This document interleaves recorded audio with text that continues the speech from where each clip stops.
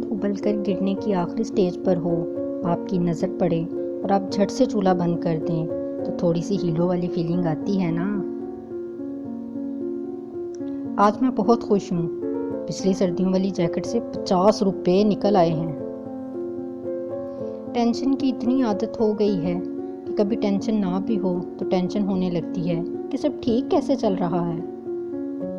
Novels پڑھنے والی لڑکیوں کے دماغ میں ناولز اس ترتیب سے سجے ہوتے ہیں: لڑکیاں جتنا مرضی پڑھ لکھ لیں کبھی بڑا آدمی نہیں بن سکتی۔